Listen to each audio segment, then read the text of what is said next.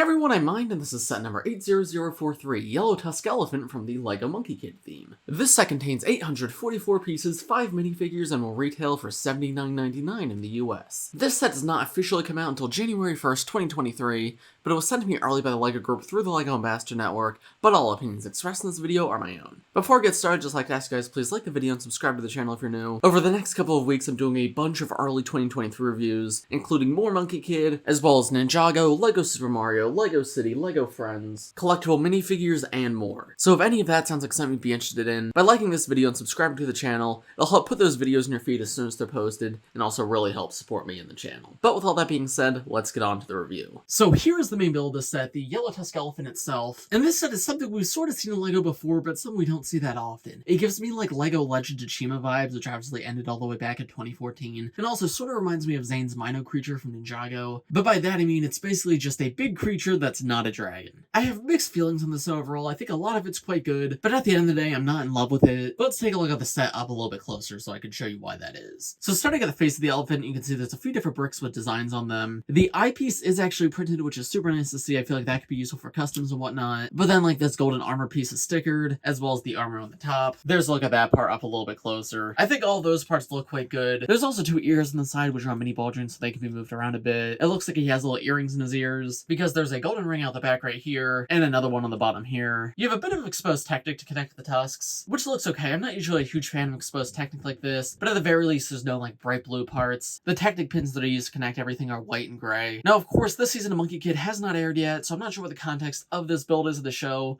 I'm not sure if it's an organic elephant or if it's a robot. If it's a robot, I don't mind the Technic pieces as much, but if it's meant to be an organic creature, I don't like that as much. But if we imagine this as like a mecha elephant, I do think that looks fine. The yellow tusks are really cool. They use, of course, the classic LEGO tentacle pieces, and if you want to, they could be individually rotated. Move it up, move it down. And of course the individual parts of the tentacle can swivel, though then it no longer really becomes a tusk. And then we have a trunk coming down, which uses some of the SCCBS armor pieces in white. I'm glad to see those being used in more sets because I do think they're a very good part. And then at the end of the trunk there's actually a stud shooter, which of course you push down on and studs will shoot out. Now as you can see, the entire trunk can move. It can't be like hinged up or anything, but it hangs very loosely. So if you're playing with this, it shakes around. I feel like that helps give it a more organic feel. And there's actually a little bit of a play feature with that. You see, if you come back to that Technic beam that I mentioned earlier, if you push down the back of it, it'll actually move the tusks and the trunk up, so that way the elephant can sort of swing at anything in its way. So for example, of course, Mei comes in this set, and you can just knock her over like that. I think that's a lot of fun, actually. Reminds me a ton of the Mino creature. The Mino creature had a very similar play feature, where the entire head could swing. But yeah, I like the way the set hangs loose. It makes use of gravity. It just makes it feel a lot more organic and fun to swing around. Genuinely a quite fun play feature, and easily my favorite part of this build. And moving up the back of the elephant, you can see there's 2 6-stud stud shooters. I didn't know these were still being produced. I thought they were retired, but no, I guess they're still here, and this functions as like a little turret. Now when you rotate the turret, it also rotates the elephant's head, so you can have them look from side to side, but then the turrets can also be rotated up or down a little bit. And if you've never seen how 6-stud stud shooters work, you essentially turn this piece of the back and all 6 studs will shoot out. Personally, while I think they're a fun play feature in theory, they're a very messy play feature, so I am not the biggest fan of them, and I'm sure a lot of parents aren't either, but I won't lie, like if I had these when I was a kid, I would have loved them.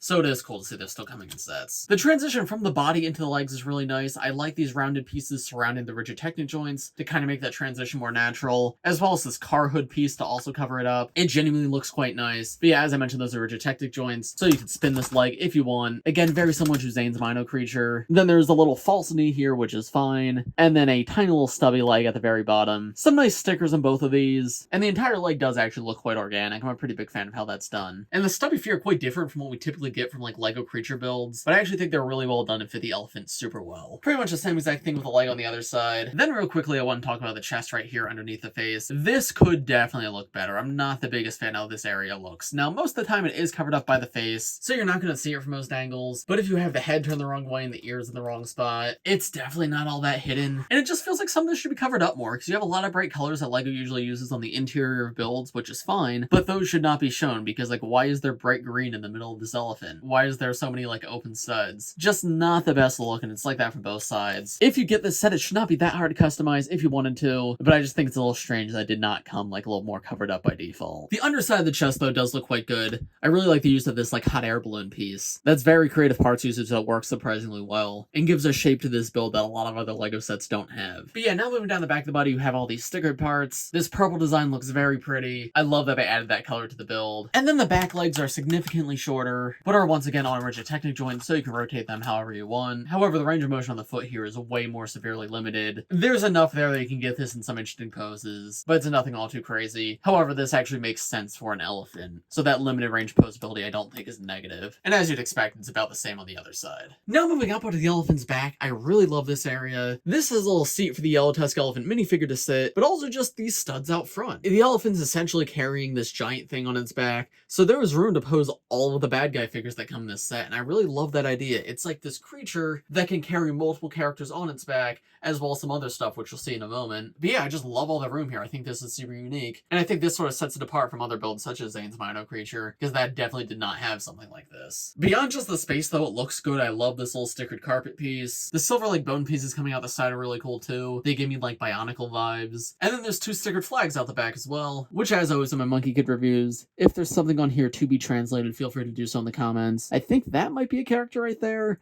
I can't tell exactly though, because it's sort of like a graffiti-like design. But if something about the throne seems a little bit off to you, that's because it is. That actually is a part of another play feature. So you can remove this platform right here, and then take that throne out, and you can see it's actually a little mech. As if this set wasn't Chima vibes enough, this mech is definitely Chima vibes. Anyway, once you have the mech removed, you can rotate these arms in, and then there are mini ball joints that can be moved around. There's also a staff for the mech to hold. You can see each hand has 3 individually posable fingers, which can wrap around that staff. There's stickered pieces on the wrists. The mech does have little elbows made out of mini ball joints, so there's a pretty good range of motion you can get here with these arms rotating at the shoulder and at the elbow. The cockpit, of course, opens up, and that's for the Yellow Tusk Elephant minifigure to sit. So you can just place him in there, close everything back up around him, and there you go, now he's the one piloting the mech. The legs also have little stickered pieces on them, and the feet are quite simple, but they're done in a similar style to the full elephant's feet. But yeah, overall, this is a very fun and creative little mech. If this was just sold on its own, I mean, it would be fine. It would be good, but nothing all too special. But the way it incorporates into the build is super creative, and I genuinely quite like it. Speaking of, here's how the elephant looks with everything removed. Now, you can reattach that carpet area with the mech removed, and while the elephant still has a hole in its back this way, it still looks quite complete from most angles. But if you do want to properly reattach the mech back into the main build, you have to take that carpet area back off,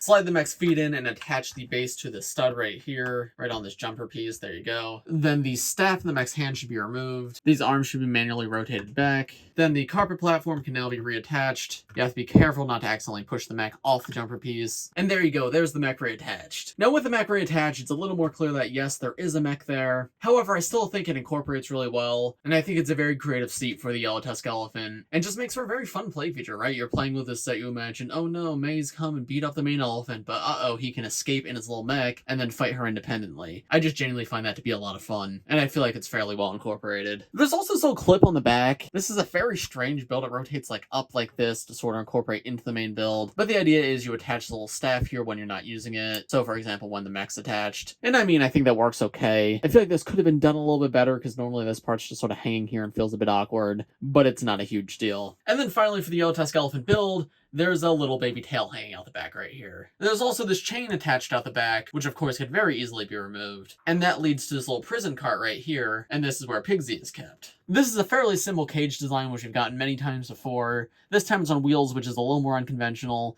But I don't know, to me this seems like just classic LEGO fun. This is the kind of thing I'd build my own parts as a kid, so whenever something like this comes in sets, it always makes me very happy. And of like all the LEGO cages we've gotten, I think this is a pretty good one. There's a lot of space in there. Sometimes it can be annoying to get minifigures in and out. But no, this time it's fairly easy. You can just plop Pigsy in on the studs, close it back up around him, and there you go, now he's in prison. So yeah, I think this is a fairly solid little build. Opens a lot of possibilities for play. And I like how it's not intrusive, but it's also easily removable from the main build if you wanted to. So yeah, I'm happy this is here. Now in terms of posability, I'd say this build's pretty good, a bit limited in a few places, but it's better than you'd expect with these flat little feet. You can lift a back leg up if you want to have it in like more of a walking pose, but the front legs aren't too important even if you have every other foot in the ground. If you lift one of the front legs up, it will topple over. Now that being said, you can have it slightly raised like this, so it's in somewhat of a walking position. But yeah, if the foot's not touching the ground somewhere, it's gonna fall so that it does. It's also kind of impressive how this boat can sort of just spread its legs out. Like, it has absolutely no issues posed like this, which is kind of funny because this is not a pose I'd expect an elephant to be in. It's sort of cat-like, but that's actually a lot of fun. So I'd say overall, there's actually a quite good range of motion here. Nothing crazy, but better than you'd expect. So I'm very satisfied with it. And then in terms of side builds, this is pretty much the only one in this set. This little hoverboard for Mei. And I mean, it's cute, it gives her something to ride on, but there's not all too much to it. It's only a few parts. Some interesting colors, I especially like that next to net shield piece, and the use of the cups here is really cool. But yeah, there's not much else to it. Lads included, there's something for the good guys, but quite simple all around. So now here are the first two minifigures in this set. This version of Mei is described as Power-up Mei, and this version of Pigsy's in an outfit more inspired by Journey to the West. Starting with this Mei figure though, this is really good. It's similar to the Monkey Kid figure that comes in the mech. In fact, it reuses the same leg piece. However, it is a new and exclusive torso print for Mei, where you can see she's got a green accent unlike Monkey Kid's red accent on top of the teal, silver, and white design. Very elegant, very pretty. Now, unlike Monkey Kid, this is somewhat similar to colors that Mei has had before, so it's nothing too crazy new for her, but it's still very nice to see. But yeah, it's just all around a very elegant minifigure. I like the sort of dragon scale design in the center of the back right here, and the way like all these little silver lines are done are very pretty. But yeah, just super nice all around, incredibly cool exclusive to get. I like the little dragon faces on her torso too, those are cool. And I feel like she fits in really well with the Monkey Kid minifigure from the other set. In terms of her accessories, she has her new blade for this wave. This is a part of the new weapon set, which I've gone over in other videos, so I won't go over the full weapon set here. But you do get the full parts pack in this set, even if this blade is the only part that's actually used from it. But yeah, the new sword blade is very good. I don't think the sword overall is more interesting than her previous sword, just because I think the white and green is so iconic for her. But this is a nice fun way to mix things up, and I do really love that new blade piece. And then I'm happy to see that Mei's using this face print too. Her more neutral, happy face. I think this is much better than like the digital eye face that she used very commonly last year. So I'm happy to see this face come in more sets. There she is with the hairpiece removed, so you can see that full face print. And there's the alternate face where she just has sort of an angry expression. And then Pigsy's not exclusive. I already covered him in another video, but he does come with black handcuffs this time, which is a cool color for that part if you did not have that previously. And there's a look at his full torso print, which I think is a great design. However, it's very poorly printed. The pink is very discolored, so it doesn't really match with the skin of his face and his hands. That's disappointing to see. Wish that was done better, but that's just LEGO for you. That's what they've been doing recently. I can complain all I want, but they're not fixing it, unfortunately. Graphic design wise, though, it is quite good. I like the open robe. Printed legs are nice too, because mid legs usually are not printed, so whenever they are, that's a nice bonus. Very different look for Pigsy than he traditionally has, but that does not make it bad by any means. Unfortunately, I do feel like the printing quality does sort of ruin this minifigure for me, but if you can look past that, I do think it is a good one. Then we have the Yellow Tusk Elephant, who is not exclusive to this set. However, he is new for this wave, and this is the cheapest way to get him, and I think this minifigure is quite good. With the three like main demons of this wave, I think the colors in all of them are quite bright and overbearing.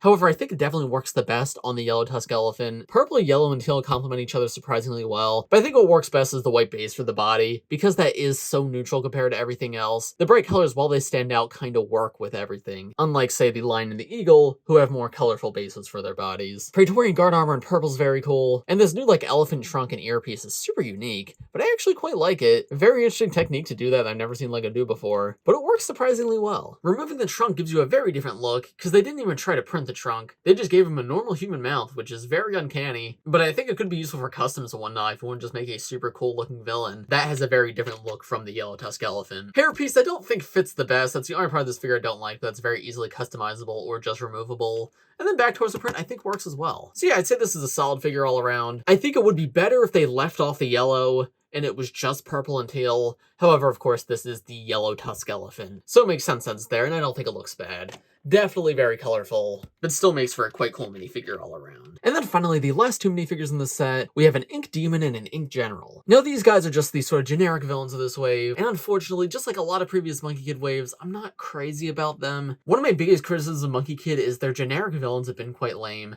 At least the main villains this time around are quite interesting, and there is a multiple of them. But yeah, the Spider Army is really the only army I absolutely loved. These guys, I'd say, are probably better than the Shadow Monkeys and the Demon Bull clones, but also the Demon Bull clones and Shadow Monkeys were funnier. So I don't know, maybe we'll have to see what these guys are like at the show. But yeah, I think they have a cool-ish design, but they just didn't go far enough. Specifically, the normal Ink Demon, lack of any leg printing, is super lame. The golden armor is quite cool, and obviously black and purple is an iconic color combination. It's been used quite a lot over the years in many different themes, so that is a good color combo. But yeah, just the lack of any leg printing here kind of makes the figure feel a bit lame to me, I don't know. Interesting face print though, and the magenta eyes are a cool touch. But yeah, I kind of wish these guys sort of popped more. Maybe add some brighter colors on the torso, definitely add more leg printing, because as they stand, I mean, they're fine for just generic army buildable villains, but they just sort of remind me of like Outriders from LEGO Marvel, where it's like, okay, these exist, but they're not the interesting minifigures in the set set by any means. I wish they were a bit cooler. The Ink General is a better version of the Ink Demon, same exact torso and face print, but at the very least it negates the unprinted legs issue by just having a ghost tail instead of legs. So that works a little bit better and does make for an all-around cooler minifigure. The armor piece is a nice touch too, and then it has like a non-icon hairpiece, and even just like the yellow headband adds some color to these guys. So yeah, actually if this was the generic one and then the generals were more interesting, I wouldn't mind these guys as much. But yeah, the unprinted legs just as the base, not super interesting minifigures to me. With the context of the ghost tail and everything though, I do think they look cool. And then with the print, the purple like veins or whatever coming out of the armor is quite nice, but I feel like the yellow is just a weird color. I don't know, you guys let me know what you think, but personally, just from first impressions, not the biggest fan of these guys. And so, what are my overall thoughts on this set? I think this set's really solid all around. I would not call it a must-have set by any means, but if you're someone who is like a Monkey Kid collector, I think you'll be pretty happy with how this turned out. There's a surprising range of posability here, a lot of quite fun play features, and the minifigure selection's pretty good. I think the elephant could do a better job of maybe looking a bit prettier, especially in the face, but even still looks good enough. And at the end of the day, like I said, it's fun, which I think is the most important part. So overall, yes, I would recommend this set. It's certainly not for everybody. Like, if you're just getting into LEGO Monkey Kid, this would not be the set I recommend you start with. But if you're a longtime Monkey Kid fan or you like just big buildable creatures, yeah, I think you'll enjoy this set. I think it's well done. And price-wise, it's actually pretty good, especially for 2023. But those are just my thoughts. Let me know what you guys think of this set in the comments below. As I mentioned at the beginning of this video, I have more 2023 reviews coming very, very soon, so make sure to like the video and subscribe to the channel to see those. But as for this video, I think it's about going to do it. So thanks for watching, everybody, and I will see you all in the next one. Bye!